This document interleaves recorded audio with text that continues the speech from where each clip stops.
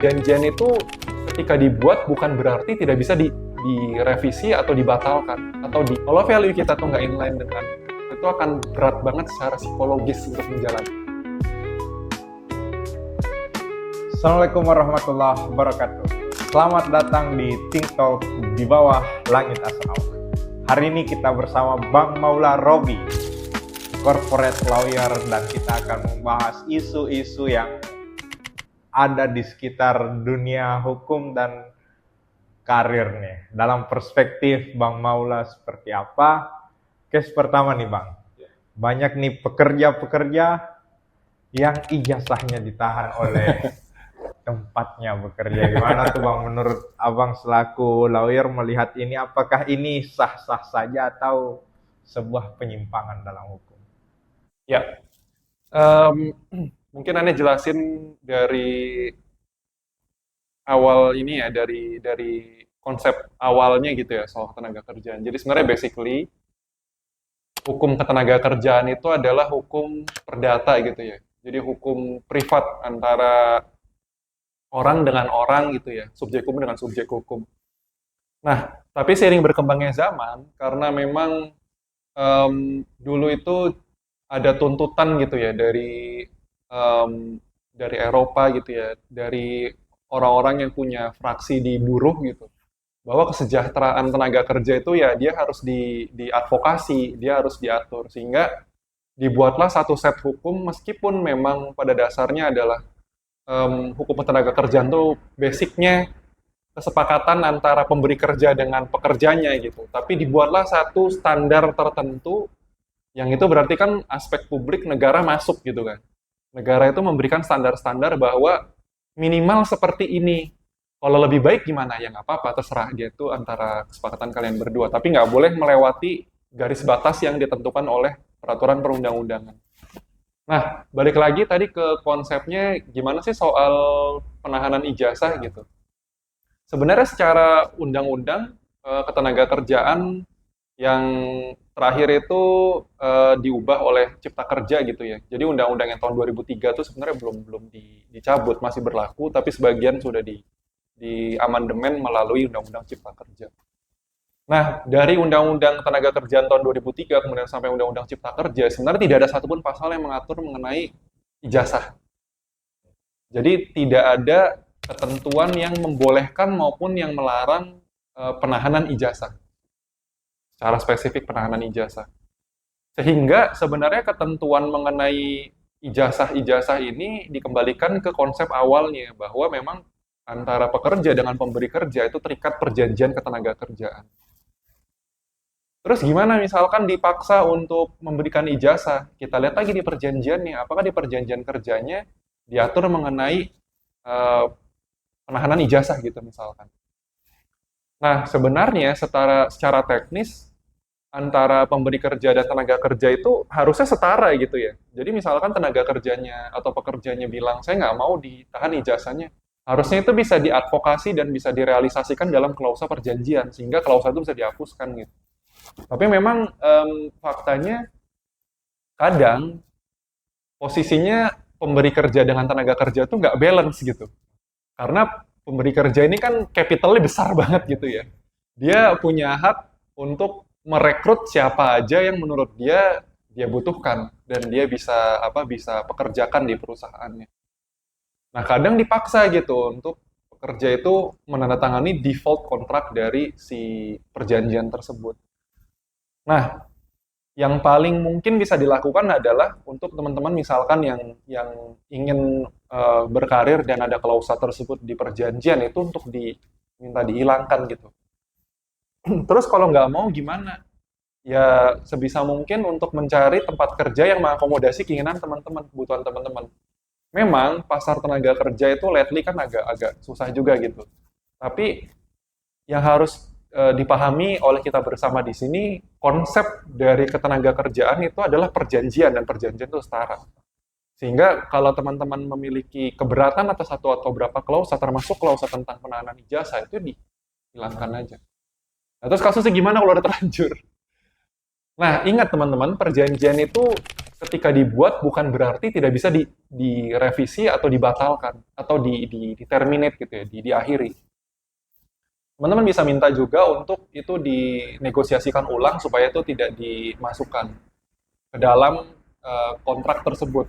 Sehingga kita teman-teman resign, itu ijazahnya bisa di take over lagi, bisa diambil lagi. Jadi memang untuk membaca satu teks dokumen yang namanya perjanjian kerja itu dibutuhkan ketelitian dan pemahaman yang baik juga gitu terhadap kontrak tersebut. Kalau memang memberatkan, ya udah di take over, jangan diiyain semuanya. Gitu. Boleh kok, nggak ada namanya ceritanya kontrak template-nya harus kayak gini, jadi teman-teman, jadi kamu harus tanda tangan gitu. Nggak gitu kok. Boleh banget buat dinegosiasikan ulang. Itu banget. Oke Bang, siap. Jadi sangat menarik konsep dasarnya disampaikan oleh Bang Maula bahwa dalam perjanjian kerja harus ada konsep yang setara dari pemberi kerja dan juga tenaga kerja. Izin Bang, kalau terkait nih kita follow up di segi hak untuk mengajukan resign dan juga pemutusan hubungan kerja dari pemberi kerja. Nah, seperti apa tuh Bang dilematisnya nih? Ya, dilematisnya begini. Status hubungan ketenaga kerjaan itu nggak cuma satu ya, ada banyak ya. Ada yang dia PKWT. PKWT itu perjanjian kerja waktu tertentu, jadi dia biasanya kontrak lah ya, kita biasanya bilangnya kontrak. Ada PKWTT, itu perjanjian kerja waktu tidak tertentu, atau kita biasanya bilang karyawan tetap gitu ya, atau karyawan permanen.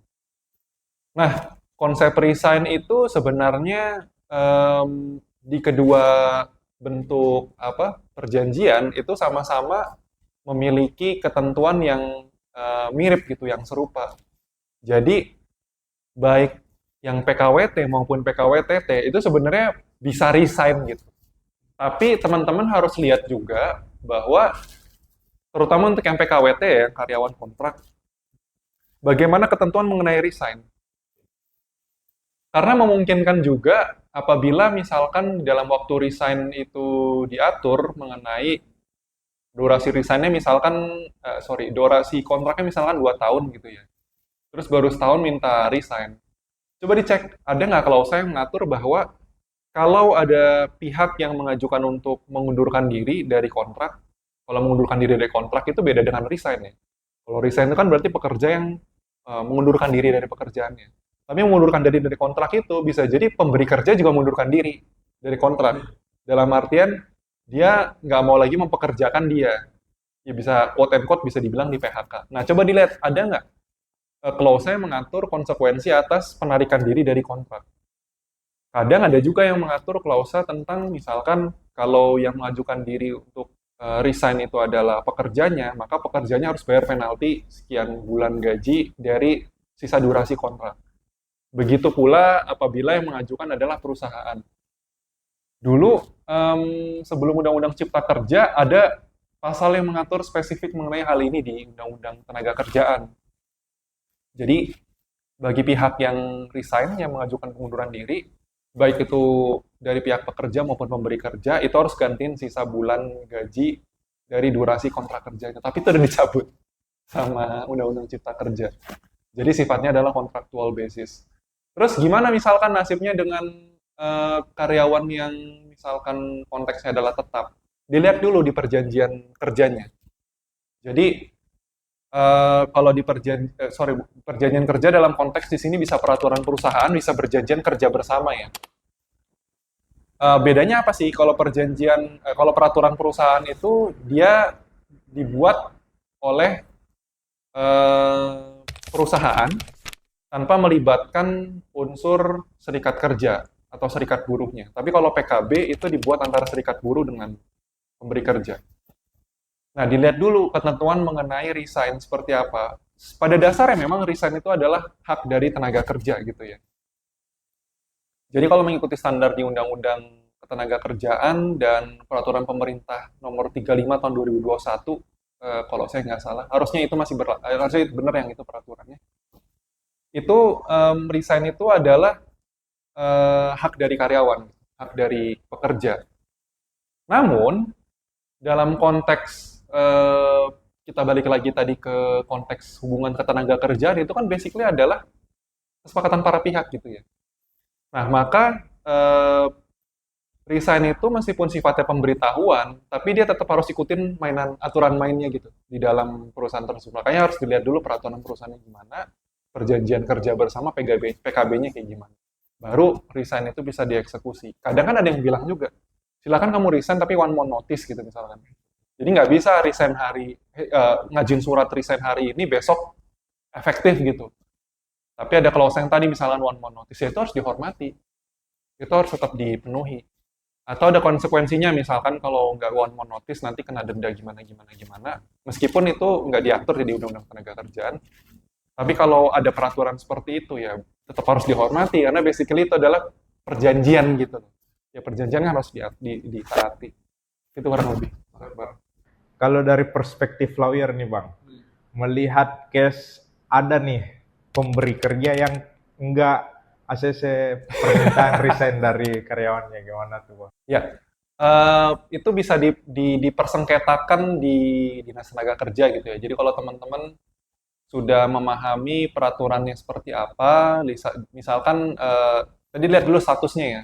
Kalau PKWT berarti dilihat dulu kontrak kerjanya gimana, klausannya. Kalau PKWTT ntar dilihat PKB dan PP-nya. Teman-teman ingat bahwa untuk mengetahui kontrak kerja maupun PP dan PKWT itu adalah haknya teman-teman sebagai pekerja. Jadi misalkan saya tahu kok ada beberapa perusahaan yang nggak mau ngasih itu ke karyawannya. Itu nggak boleh gitu ya. Itu sebenarnya melanggar ketentuan ketenagakerjaan juga. Karena dianggapnya dia memberikan pekerjaan itu tidak dengan hak full ketenagakerjaan, kan itu hak tenaga kerja buat tahu aturan mainnya seperti apa. Jadi minta dulu, baca dulu ketentuannya gimana.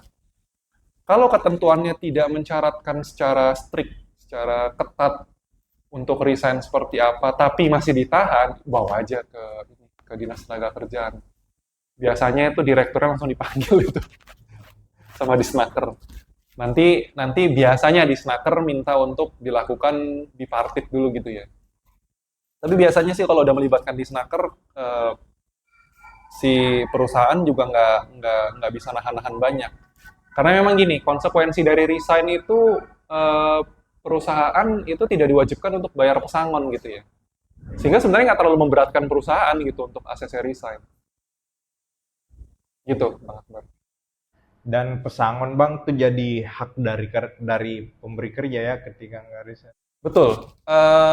Di PP 35 tahun 2021 itu diatur quote and quote, meskipun namanya bukan pesangon, namanya adalah kompensasi. Itu buat karyawan kontrak. Dulu saya ingat banget sebelum Undang-Undang Cipta Kerja dan PP 35 2021 ini diterbitkan, itu banyak karyawan kontrak itu yang dilema sekali kalau dia mau resign gitu ya. Saya kalau resign saya nggak dapat apa-apa gitu, saya nggak dapat pesangon, saya nggak dapat uang penghargaan masa kerja, cuma uang penggantian hak yang notabene ini tuh kecil banget sebenarnya kalau dikonversi. Jadi mereka ini seolah-olah karena statusnya kontrak, jadi bisa diputus kapan aja dan nggak perlu dikasih pesangon gitu. Nah, PP 35 2021 itu mengatur bahwa semua karyawan PKWT, statusnya PKWT, yang melewati masa kerja 1 tahun, itu dia pada saat kontraknya berakhir, terus dikasih kompensasi 4 tahun, 1 kali gaji. Jadi, mirip konteksnya dengan pengaturan mengenai pesangon, tapi khusus mengenai kompensasi ini hanya berlaku baru bagi karyawan yang statusnya kontrak, PKWT. Nah, untuk karyawan yang tetap, itu jelas ya, bahwa karyawan tetap itu harus dikasih pesangon. Tapi, kan pengakhiran status ketenaga kerjaan itu kan sebabnya banyak ya. Bisa jadi misalkan karena karyawannya sakit, sehingga dia tidak bisa melanjutkan pekerjaannya lagi, maka di PHK. Bisa jadi ekstrimnya misalkan si karyawannya itu terlibat urusan kriminal gitu, ditangkap polisi, ditahan, masuk lembaga pemasyarakatan gitu ya misalkan. Kan nggak bisa kerja kan di mana dalam penjara mau kerja gimana, susah kan. Akhirnya di PHK. Bisa jadi juga misalkan karena meninggal dunia. Bisa jadi juga karena efisiensi. Bisa jadi juga misalkan perusahaannya diakuisisi atau perusahaannya melakukan merger misalkan. Itu kan karyawan jadi bisa di PHK juga. Nah, konsekuensi pemberian pesangon itu bergantung pada sebab di PHK-nya apa. Nah, itu kalkulasi detailnya ada tuh di PP 35 2021. Jadi, kalau ditanya apakah suatu karyawan kalau di PHK dia berhak atas pesangon, yang pertama dicek dulu statusnya apa, apakah dia karyawan PKWT atau PKWTT. Kalau PKWT berarti dia konteksnya kompensasi, ya itu ada pengaturan juga di PP 35 2021. Kalau dia karyawan tetap, kita lihat dulu, ini karena apa nih sebab di PHK-nya nih. Nah, nanti kalkulasinya ada di sana. Gitu. Jadi pada dasarnya dia adalah hak, dia harus tetap ditunaikan. Jadi termasuk Bang dengan kasus efisiensi dan bahkan pilotnya Sritex nih. Ya. Ya, kalau di kasusnya Sritex ya, karena dia statusnya adalah pilot, jadi memang di dalam undang-undang kepilotan itu suatu perusahaan yang pilot itu manajemennya diambil alih oleh kurator gitu. Sehingga kalau yang di demo itu direkturnya misalkan ya, let's say yang di demo direkturnya ya salah alamat karena direkturnya udah nggak punya kewenangan lagi sejak efektif pilot.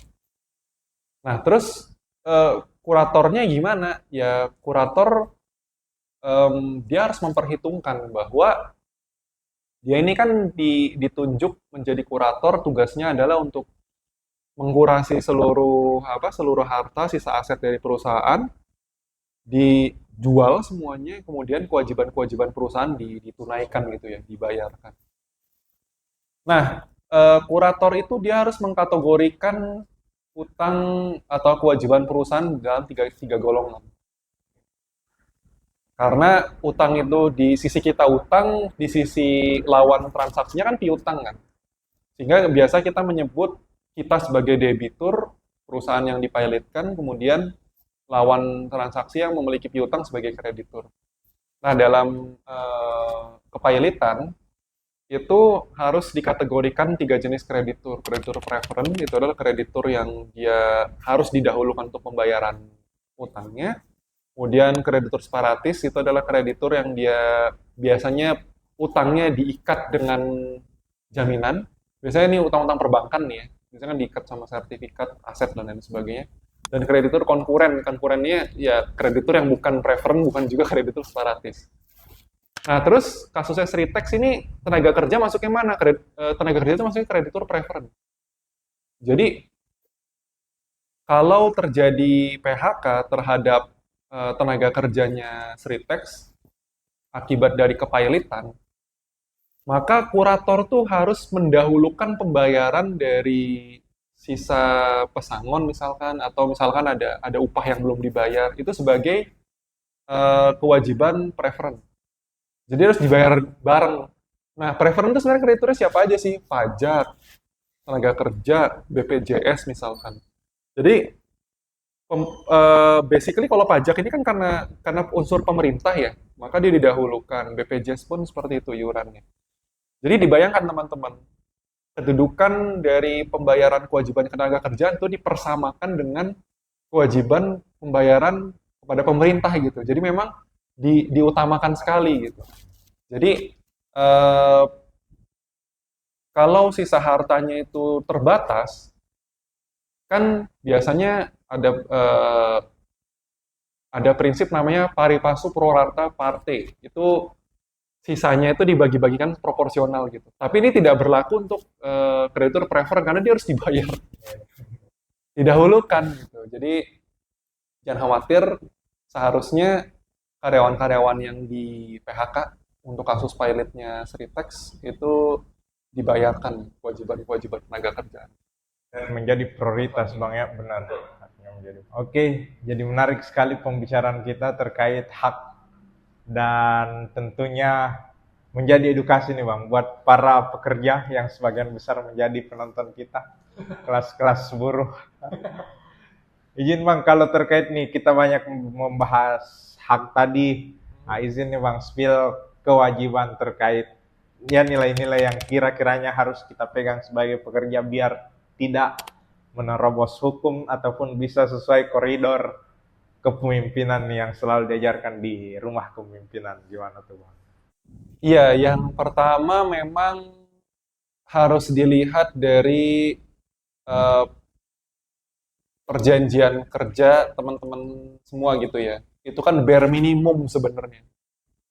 Misalkan di perjanjian kerja, entah itu kontrak, entah itu tetap gitu ya, itu diatur bahwa jam kerja dalam satu hari itu ada 8 jam, dimulai dari jam 9 sampai jam 5 misalkan, 1 jam istirahat. Nah, ya jangan jangan jangan bandel gitu. Jangan baru datang jam 10, baru datang jam 11, pulang seenaknya.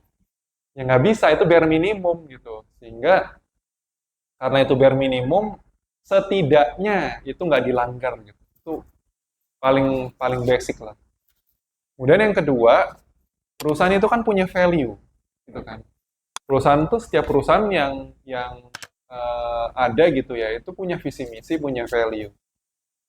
Misalkan di kantor saya di MUC, itu kita punya value beberapa gitu. Salah satu di antaranya misalkan ethical in business gitu. Nah, kita itu dituntut, kami itu dituntut untuk dalam melakukan pekerjaan itu yang mengedepankan etik. Gitu.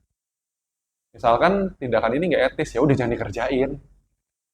Meskipun misalkan di peraturan perusahaan itu ngaturnya nggak boleh gini, tapi misalkan hal-hal yang etis nggak etis kan sebenarnya halus ya konteksnya ya. Nggak kasar dalam artian bukan berarti negatif. Kasar itu dalam artian mudah terlihat gitu ya. Tidak sekasar yang diatur dalam perjanjian. Kalau perjanjian misalkan jangan mencuri. Ya mencuri itu kan bare minimum gitu. Di mana-mana mencuri itu ya salah. Gitu. Tapi kalau etis tidak etis misalkan ngasih servis berlebihan ke klien atau misalkan memperlakukan klien dengan tidak layak itu kan etis nggak etis gitu. Nah itu kita nggak mengatur itu lebih lanjut di mana biasanya di banyak perusahaan itu nggak secara spesifik. Nah tapi di MUC itu diatur secara spesifik. Ya udah kalau kerja di MUC berarti ethical value-nya harus bagus gitu. Terus misalkan ada perusahaan yang mengatur kemarin kalau nggak salah yang viral itu dicari pekerja yang tidak merokok dan harus sholat 5 waktu gitu ya. Itu kan value sebenarnya. Banyak diprotes gini. Ya menurut saya sih dia kan punya perusahaan. Kemudian dengan menerapkan harus sholat 5 waktu dan tidak boleh merokok itu kan nggak melanggar peraturan perundang-undangan. Berarti boleh dong. Gitu. Itu value-nya perusahaan mereka. Kalau Anda nggak cocok dengan value di perusahaan itu, ya udah nggak usah masuk gitu. Nggak usah apply ke sana. Simple kan gitu kan. Sama misalnya halnya dengan MUC. Kalau di MUC integritas itu salah satu poin pilar dalam value perusahaan. Sehingga kalau kamu integritasnya nggak bagus, kamu masih suka main yang melenceng dari integritas, prinsip-prinsip value integritas, ya udah ya jangan kerja di sini. As simple as that sebenarnya. Nah di RK itu kan kita diajarkan bahwa value-nya seperti ini nih. Dan saya rasa yang ada di RK, value-value yang diajarkan di RK itu kan sifatnya universal. Bukan value yang hanya spesifik bisa diterapkan di satu tempat dan kondisi tertentu gitu. Tapi universal. Maka sebisa mungkin teman-teman yang misalkan pada saat ini masih merintis karir gitu ya, sebisa mungkin pilihlah tempat kerja yang value-nya itu inline dengan yang teman-teman anut. Nah, sedikit banyak pasti value teman-teman anut itu kan terpengaruh oleh value-nya RK yang memang sudah di drilling ke kita dari dulu gitu ya. Kalau nggak inline gimana? Ya silahkan kalau masih mau bertahan ya itu pilihannya teman-teman. Tapi kalau pengalaman saya sendiri, kalau value kita tuh nggak inline dengan apa yang ada di pekerjaan, itu akan berat banget secara psikologis untuk menjalankan. Gitu Bang Akbar. tekanan mental itu bisa bolak-balik psikolog nanti. Oke, terima kasih Bang Maula atas pencerahannya yang memberikan kita informasi dan wawasan yang sangat menarik terkait kesetaraan dalam memberi hak, memberi kerja dan tenaga kerja, serta kita membahas terkait bagaimana menyeimbangkan hak dan kewajiban sebagai para pekerja. Untuk konten lebih lanjut silahkan share, subscribe, dan like. Terima kasih untuk semua pendengar. Assalamualaikum warahmatullahi wabarakatuh. Waalaikumsalam warahmatullahi wabarakatuh.